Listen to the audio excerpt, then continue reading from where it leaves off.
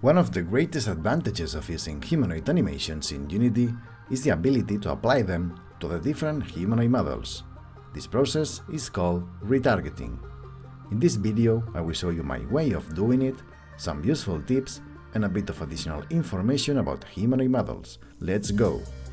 First thing we'll need is our humanoid model. I'll be using Low Poly Cowboy by Malverse Animations, link in the video description. You can use your own or any other humanoid model. Second, necessary element, one or more humanoid animations. I'll be using Basic Motions Free, you can find the link in the video description too. Third, necessary element, the original or reference model of the animations we are going to use. This is usually the model used to create the animations, but it can be just the rig, without mesh geometry.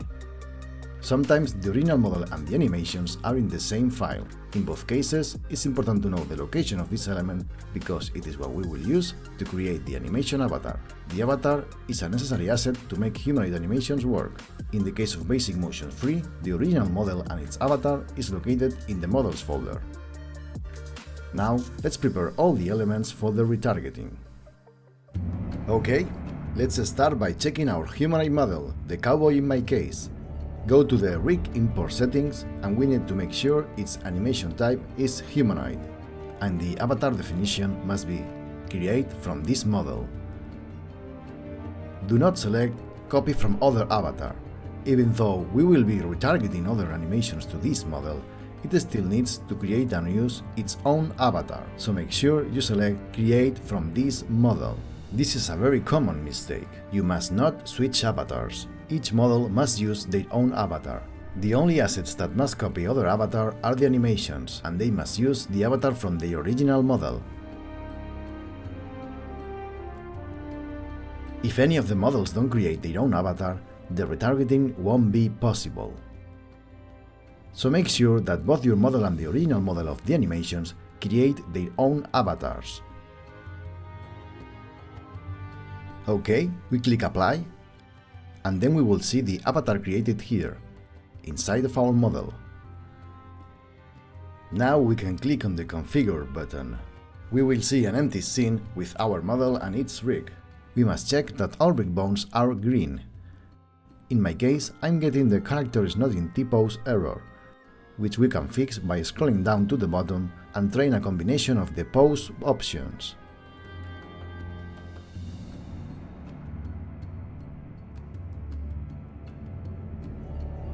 Now that the error is gone, we can click in Apply and then in Done.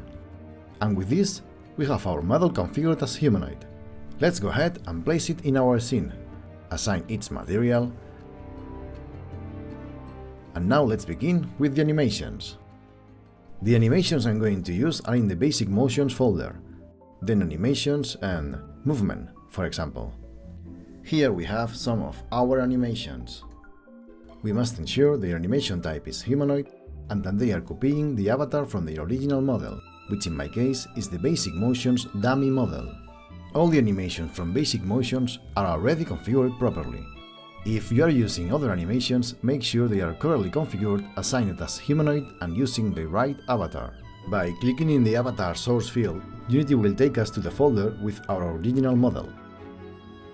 Our original model of the animations must be humanoid too, and must create its own avatar from its model, so select Create from this model.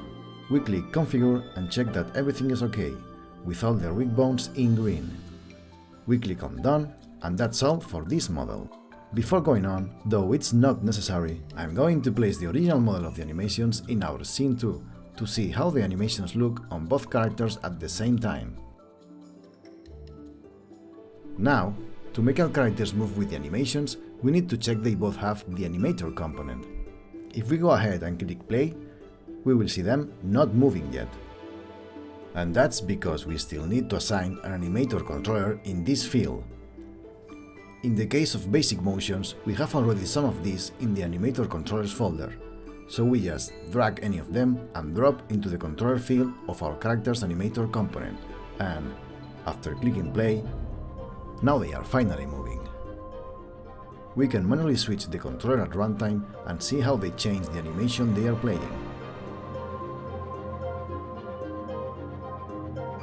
Okay, so this is how you apply one animation into another model.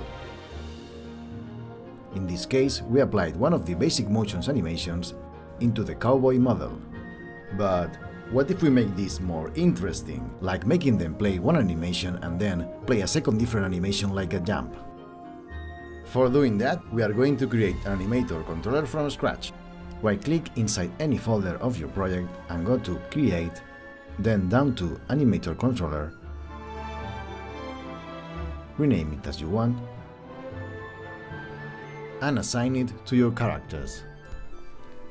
Now, to start editing the animator controller we just created, we must open the Unity Animator window. Click in the window option at the Unity menu bar, then Animation, and then Animator. This is our animator window. We can place it wherever we want. We can see which animator controller we are currently editing here at the bottom right corner. This will be the one currently selected. And now, for our first animation, we must create an animator state. To do so, right-click in the grid, Create State, and Empty. This is an animator state. We can assign it a name, and they are linked to an animation clip, which is what you can put in this field of motion. We can add here our first animation. I will use a simple idle clip. Now, for our second animation, we will add another animator state. Notice how this one is gray instead of orange. That is because the orange is the one that will go first. You can change this by right-clicking the animator state and click on Set as Layer Default State. Now they change colors, but I want the idle to be first, so I'm switching back. The second state will be a jump, so I'll assign its name and its jump clip. Now we must create transitions.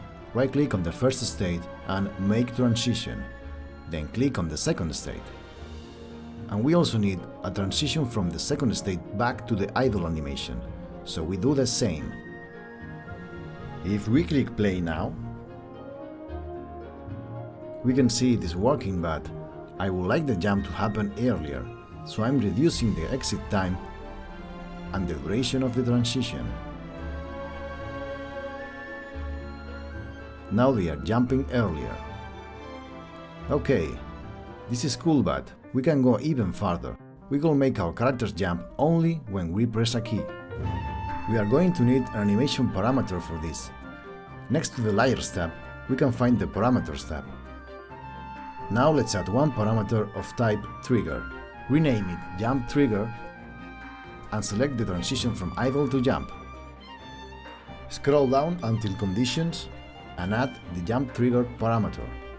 Also, very important, disable the option Has Exit Time, otherwise the character will still wait the idle animation exit time even if we press the key.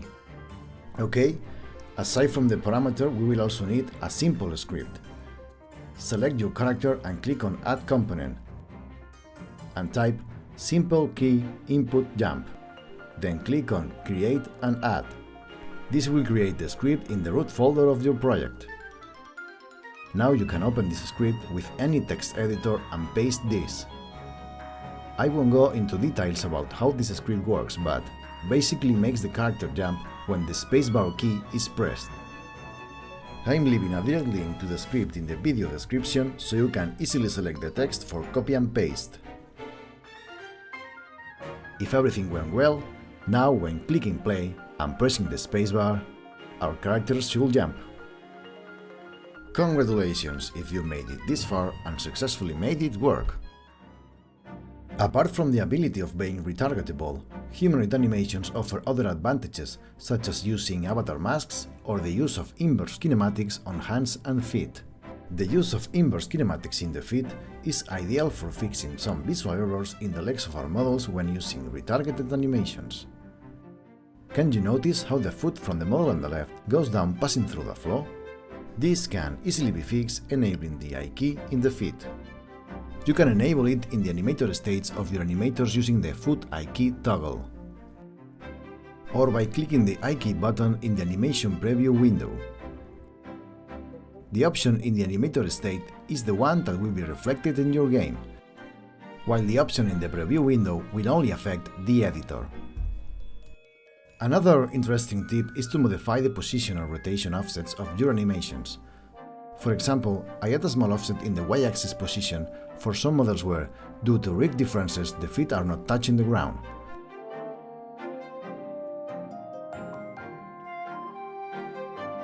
You can even duplicate the clips and create versions that better suit a series of different models.